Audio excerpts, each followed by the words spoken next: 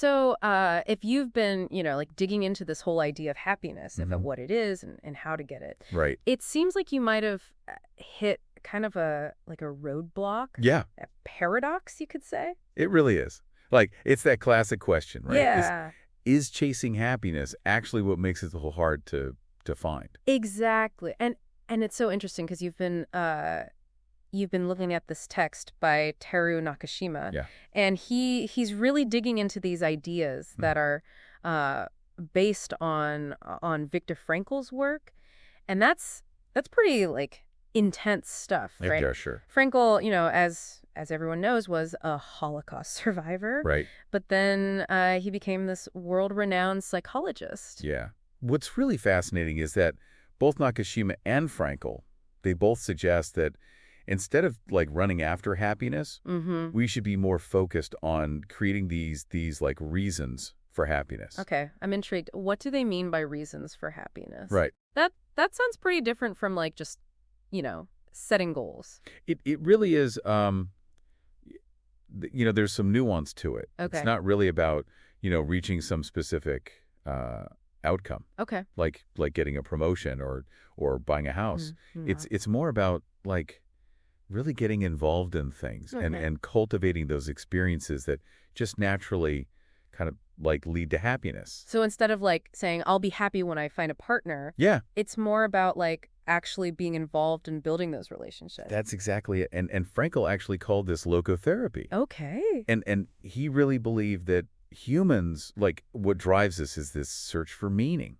Yeah. And when we find that meaning, that's what helps us avoid what he called the existential vacuum. Okay. This feeling of emptiness and just lack of purpose. Yeah. So it's about finding something that just makes life like feel worthwhile. Exactly. But how does that then tie back into, happiness? So Nakashima, he kind of builds on this idea, right? Okay. By suggesting that when we create these reasons for happiness, Okay. so things like nurturing relationships, doing work that really clicks with our values, or contributing to something bigger than ourselves, Yeah. that's when happiness like naturally follows. It's like instead of happiness being the goal, it's Yeah. actually more like the outcome. Precisely. And Frankl, he even said this, and I'm going to quote him directly here. What man actually need is not a tensionless state, but rather the striving and struggling for a worthwhile goal, a freely chosen task.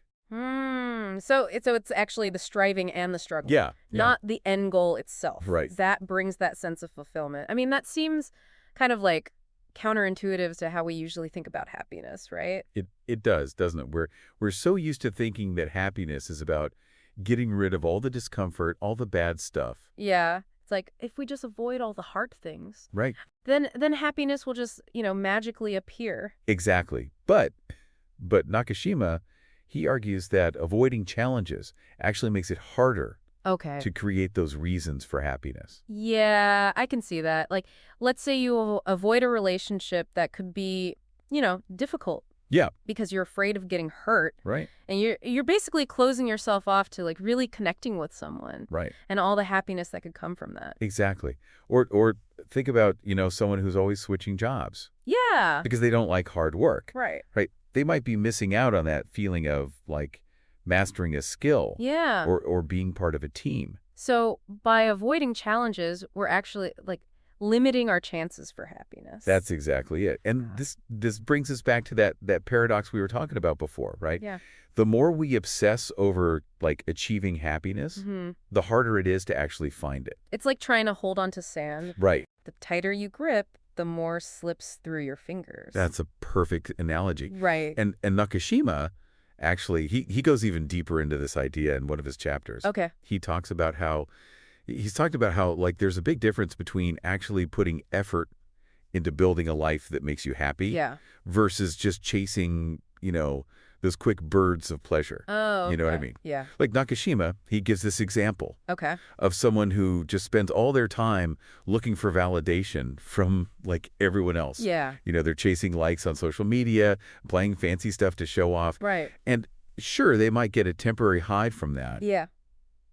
but it's not going to last. Yeah, it's not coming from like a place of real meaning. Right. It's almost as if they're trying to like fill a void Yeah. with stuff instead of like actually finding a purpose. Exactly. And that's where this whole happiness paradox really comes into play, right? Okay. When we just focus on our own happiness, on those like fleeting feelings, Yeah. we end up missing out on the stuff that could actually lead to like a deeper, more lasting sense of fulfillment. Hmm. So then how do we like shift our focus from chasing happiness to creating these reasons for it?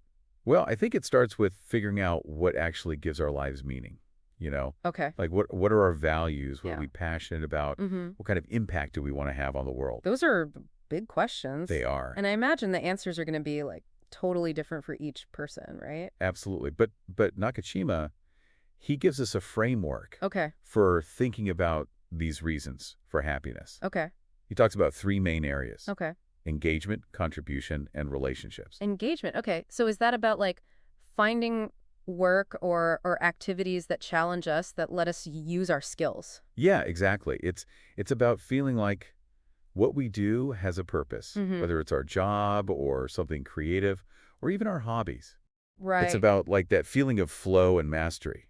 Okay. And then contribution, I'm guessing that's about giving back, right? That's it. Like it could be volunteering or donating to a cause or even just being there for a friend or family member. Yeah. It's about feeling connected to something bigger than just ourselves. And then relationships, I mean, that one's pretty self-explanatory, right? Yeah, we're social creatures. We crave connection. Right. And building those connections with our partners, our family, our friends, Yeah. that's crucial for our well-being. Yeah. It's about having that support system, feeling like you belong. Exactly. So it sounds like these three things, engagement, contribution, relationships, that's like the fertile ground where those reasons for happiness can like take root and grow. That's a great way to put it.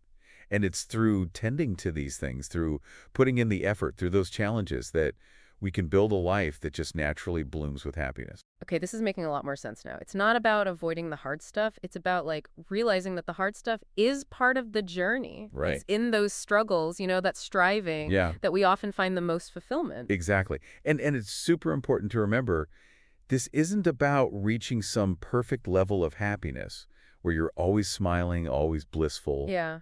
Because, I mean, life happens, right? Right. There are going to be ups and downs, challenges, and setbacks. And those are all part of the like fabric of life. Yeah. The key is like finding ways to get through those challenges Uh-huh. while still holding on to those things that give us meaning and purpose. I think that's where Frankl's point of view becomes so powerful, right? Yeah. After going through something as horrible as the concentration camps, I know. he still came out believing that meaning is what keeps us going, Yeah. even in the darkest times. It's truly inspiring. It Yeah. reminds us that happiness isn't just for people with perfect lives. Right. It's there for all of us, no matter what our circumstances are. So it's not about waiting for everything to be perfect to be happy. Right. It's about finding meaning and purpose in the situation you're in. Yeah. That's pretty profound. It is. It really speaks to like how resilient humans can be. Yeah. So kind of shifting gears a bit here. Okay. I'm curious, how does this all relate to you personally? Mhm. Have you found that focusing on creating these reasons for happiness has like actually made a difference in your life? That's a great question. I think. Yeah, it's easy to just get caught up in the day-to-day, Right. and forget to like actually stop and ask yourself, wait, am I actually living a life that lines up with what I really care about? It's a question we should all ask ourselves more often, for sure. Yeah. And it's really interesting how Nakashima ties this back to Frankl's ideas. Okay. Frankl talks about this thing called will to meaning, Okay. this like basic human need to find purpose and significance in our lives. So it's not just about like feeling good, it's more about feeling like your life matters. Exactly, that you're contributing to something bigger. Right. And Nakashima, he argues that when we actively create those reasons for happiness, Mm-hmm.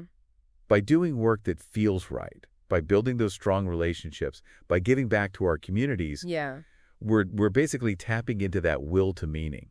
So it's like a loop almost. Yeah, like a feedback loop. But by living in a way that matches our values, Right. we're creating more chances for happiness, and that then makes us feel even more meaning and purpose. That's a great way to think about it. Yeah. And it makes me think back to something you said earlier Okay. about happiness being a journey, not a destination. Right. It's not about getting to some point where Yeah. you finally achieve happiness. It's Yeah. about like embracing the whole process Right. of living a life that feels meaningful. And I think that's where the real magic is. It's Yeah. those everyday moments, Yeah. the laughs with friends, the feeling of a job well done, that connection with loved ones. Hmm. That's where we experience how rich life really is. So it's not about like looking for those big flashy things or those crazy experiences. Right. It's more about finding those little bits of joy in the ordinary stuff. Exactly. And Nakashima, he talks about how crucial it is to be grateful for those moments, Right. to really like savor them and appreciate them. That's so true. It's easy to just take those little things for granted. Yes. But when you make an effort to focus on them, it can really change your whole perspective. It really can. And it can make you more resilient when tough times hit. Yeah. Because when you have that foundation of gratitude and meaning, Right. it's easier to handle those storms that, life throws at you. For sure. Okay, so let's bring this back and everyone listening. Okay. We've talked about a lot. What's the like main takeaway you want to leave them with? I think it's this. Happiness isn't something out there that we can't reach. It's something we can build by creating a life filled with meaning and purpose. And it all starts with asking ourselves those tough questions like what really matters to me? What makes me feel alive? Mhm. And how can I make those things a bigger part of my life? Those are great questions to think about.